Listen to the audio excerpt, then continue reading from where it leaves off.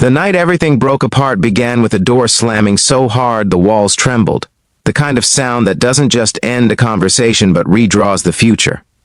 One moment I was standing in a quiet suburban house in Ohio, believing love was still something I could fix with patience, and the next moment I was alone in the hallway, holding the weight of a relationship that had just collapsed without warning.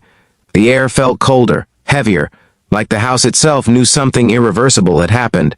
And I remember thinking that heartbreak always arrives dressed as an ordinary evening, until it suddenly isn't. Before the story goes any further, if you believe in kindness, second chances, and the idea that life can still surprise us when everything seems lost, take a moment to like this video, share it with someone who needs hope, leave a comment, and subscribe to the channel. Your support keeps stories like this alive.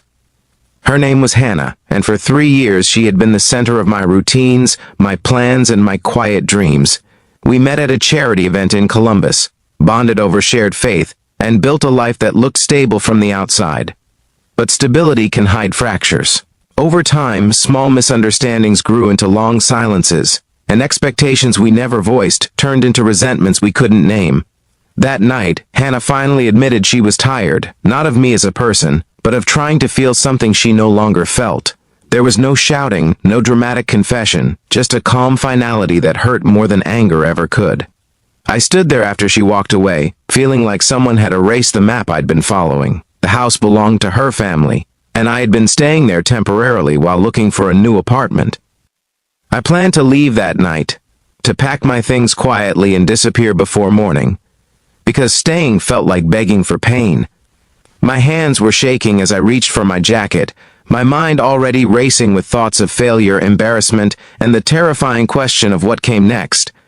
That was when the doorbell rang. The sound cut through my spiral of thoughts, sharp and unexpected.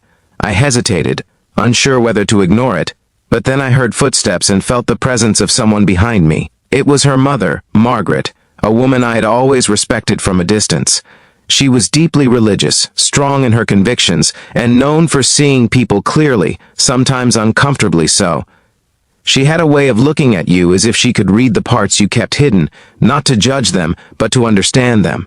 She stepped into the hallway, took in the scene without asking questions, and did something that changed my life in a way I could never have predicted. Instead of offering polite sympathy or telling me to leave, she made it clear through her actions and unwavering calm that I was not being cast out into the night. She insisted I sit down, that I breathe, that I remember who I was before heartbreak tried to convince me I was nothing. In that moment, her presence felt like a hand steadying me on the edge of a cliff. Margaret knew about loss. Years earlier, she had lost her husband suddenly, raising Hannah and her brother alone while working 2 jobs and holding onto her faith like a lifeline. She understood what it meant to have your world collapse without permission. That night, she didn't speak in dramatic reassurances or empty promises. She simply stayed near, making the house feel less hostile, less filled with echoes of what had just ended. The days that followed were strange and heavy. Hannah moved out to stay with a friend, and the house became quiet in a way that felt almost sacred. I expected Margaret to ask me to leave once things settled, but instead she encouraged me to stay until I found my footing. She believed that people shouldn't be abandoned at their lowest point, and she lived that belief with actions, not words. Each morning we shared silent breakfasts, the kind where companionship exists without conversation, where healing begins in the absence of pressure. Slowly, my routine shifted. I started running again in the early mornings, letting the cold air clear my head. I applied for jobs I had been too afraid to pursue before, roles that aligned with the purpose I had quietly set aside to keep my relationship comfortable. Margaret watched these changes without interfering, offering support only when I asked for it. She reminded me through her example that faith wasn't about avoiding pain, but about walking through it with dignity. As weeks passed, something unexpected happened inside me. The grief didn't disappear, but it transformed. It became less about loss and more about growth. I realized how much of myself I had compressed to fit into a life that no longer served either of us. I began volunteering again, reconnecting with the community that had once grounded me.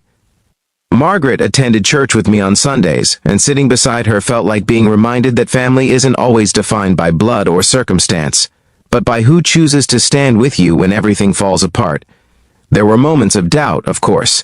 Late nights when the house felt too quiet, when memories resurfaced without warning. But even then, I wasn't alone. Margaret's quiet strength filled the spaces where despair tried to settle. She treated me not as a temporary guest or a reminder of her daughter's failed relationship, but as someone worth investing in, someone whose story wasn't finished yet. Eventually, I received a job offer in another state, an opportunity that would have terrified me months earlier.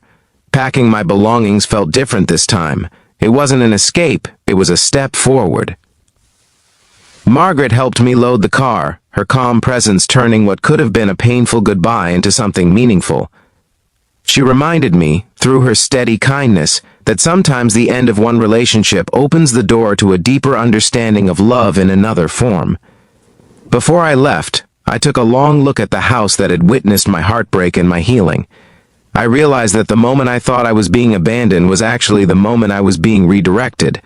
Life had taken something away, but it had also given me a mentor, a sense of resilience, and a renewed faith in human kindness. If this story is touching something inside you, if it's reminding you of a time when someone showed up for you unexpectedly, please take a moment now to like the video, share it with someone who might need encouragement, and subscribe to the channel. Your engagement helps keep stories like this reaching hearts that need them most. And before the ending, I want to ask you one special thing. Leave a comment telling us about a moment when a stranger, a friend, or even an unexpected family member changed your life when you were at your lowest. Your story might be the hope someone else is searching for.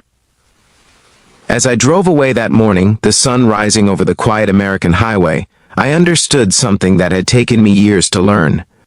Love doesn't always come from the person you expect, and healing doesn't always follow the path you planned. Sometimes, when one door slams shut and leaves you shattered in the hallway, another door opens quietly, offering you shelter, strength, and the chance to become who you were always meant to be.